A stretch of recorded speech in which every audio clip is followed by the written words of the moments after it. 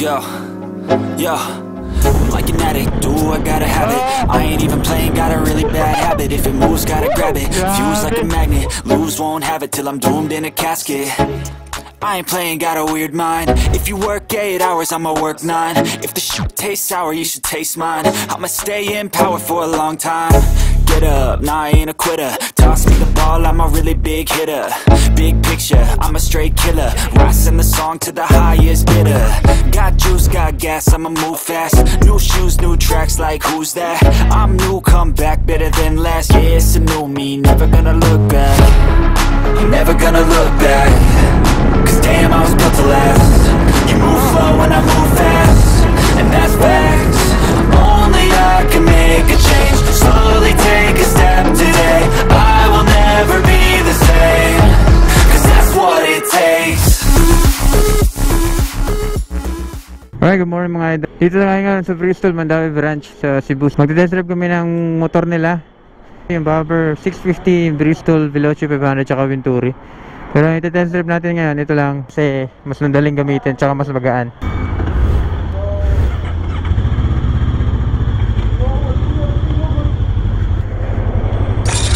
Alright! Woo!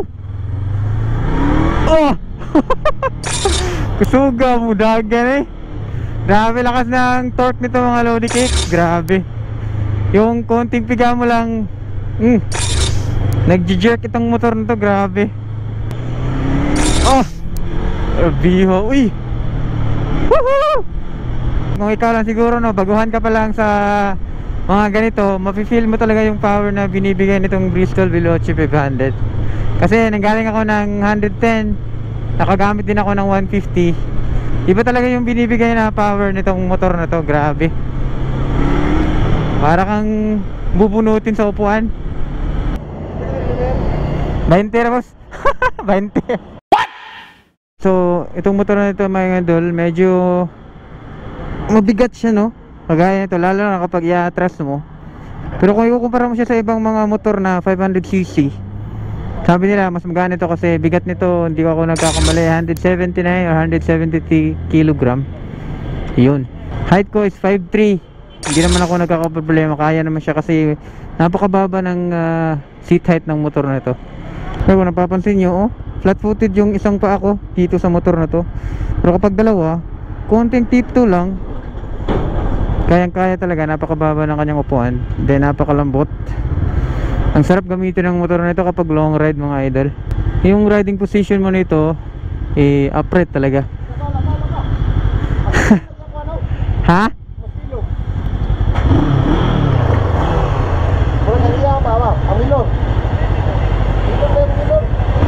Pag sa kuha siguro na muffler.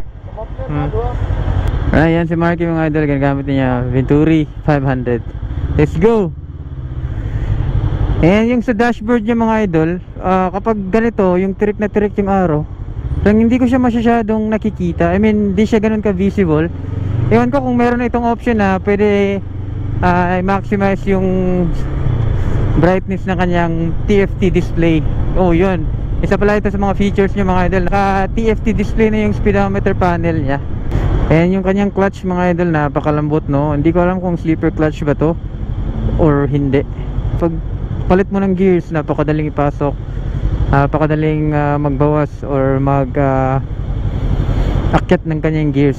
Itong motor na ito ay 6 speed pala mga idol. Tingin ko lang din yung isa sa mga parts ng motor na ito na medyo may konting improvement na gagawin pa, siguro yung itong mga switch nya. Kasi kung napapansin nyo mga idol, parang ano lang siya no, parang nasa mga ibang mga lower cc na motor yung pagkakagawa ng kanyang mga switch. Hindi siya katulad sa mga ibang mga big bike na parang napaka premium tingnan ng kanilang mga switch dito sa kanyang handlebar. Na syempre kapag big bike talaga, di talaga nawawala yung init ng kanyang makina. Medyo ngayon di ko pa ramdam yung init ng kanyang makina kasi ano pa, hindi pa matagal ako nagdadrive. Parang sabihin na natin 5 minutes pa kami nagdadrive. Hindi ko pa ramdam yung init ng kanyang makina dito sa aking legs.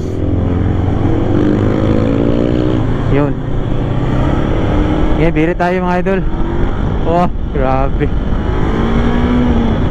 Woo! Ah!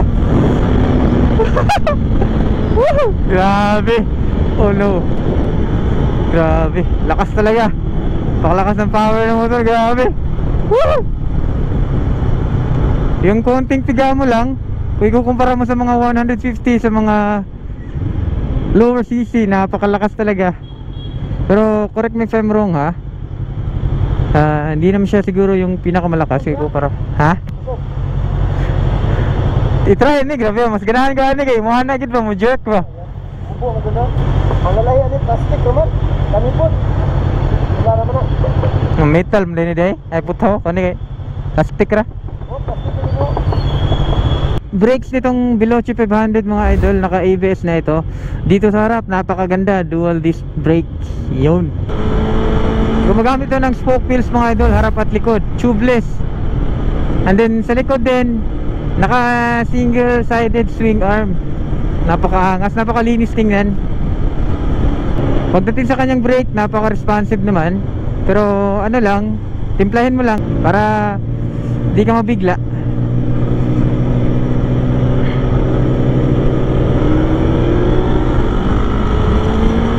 Oh! Woohoo! Grabe. Yung hindi ka na matatakot mag-overtake kung maaalanganin ka ba sa pag-overtake mo, kasi napakalakas na binibigay ng power niya mga idol. Parang hindi ka na mabibitin sa pag-overtake, yung biglaang pag-overtake. Oo.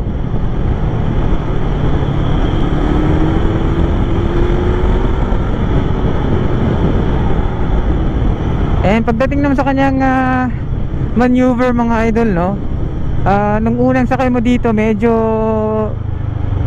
mabigat siya. Kailangan mong sanayin yung sarili mo na makakaya mo siyang iliko agad, kasi kapag kagaya nito medyo may kabigatan siya yung maneuver, pero hindi naman siya grabe na mabigat talaga. And sa front na shock niya mga idol, napakaganda ng kanyang response. Kahit sa likod, napakalambot na kanyang play. Napakaganda pa ng upuan, komportable ka talaga. Gaya nga sabi ko kanina, ang sarap i-long ride ng motor na to. Sarap isali ito sa mga endurance. Woohoo!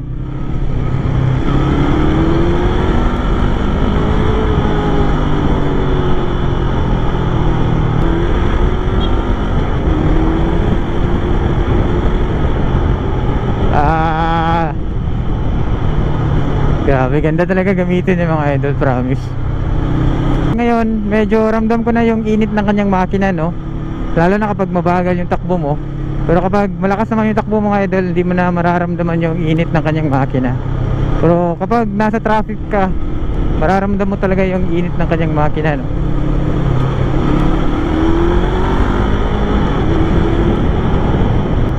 Kahit na siguro may over ka dito, hindi ka mahirapan sa lakas ng motor na to. Pero gaya nga ng sabi ko mali siguro ako kung ikukumpara ko yung speed nito sa ibang mga 500cc na motor. Kasi hindi ko pa nagamit yung iba or na test drive. Pero I'm sure may mas malakas pa talaga dito sa Bristol Veloce, sa ibang brand na 500cc rin. Panigurado yun, may mas malakas pa dito.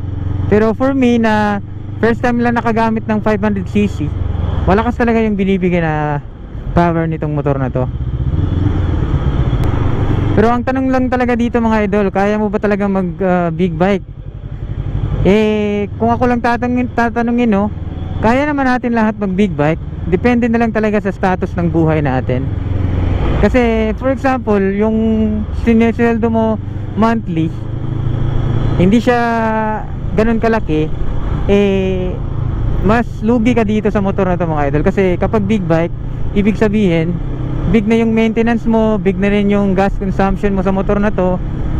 Totally malaki na talaga yung magagastos mo sa motor na to kumpara sa mga 150cc na motor. And yung headlight niya dito mga idol ay napakaganda. Meron siyang daily running light or yung park light niya, napakaganda tingnan. Pero di ko lang alam kung maliwanag ba ito kapag gabi, kasi hindi naman tayo makapag test drive talaga ng gabi ngayon, kasi limited lang yung oras na test drive natin sa motor na to. Alright, ang masasabi ko lang talaga sa motor na ito mga idol ay isa ito sa mga recommended na beginner big bike. Kung galing ka sa mga maliliit na motor and mag-upgrade ka, isa ito sa mga pinakasulit kasi 500cc yung presyo niya 380 or 300 ganun, so 300 plus. Isa ito sa mga sulit na mga big bikes na napakadami ng features na magaganda.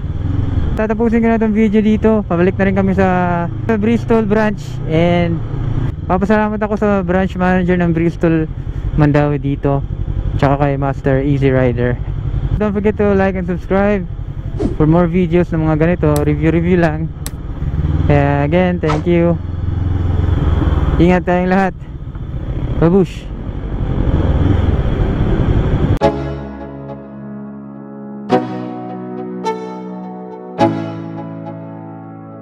Let's go. Yeah, I'm like an addict. Do I gotta have it?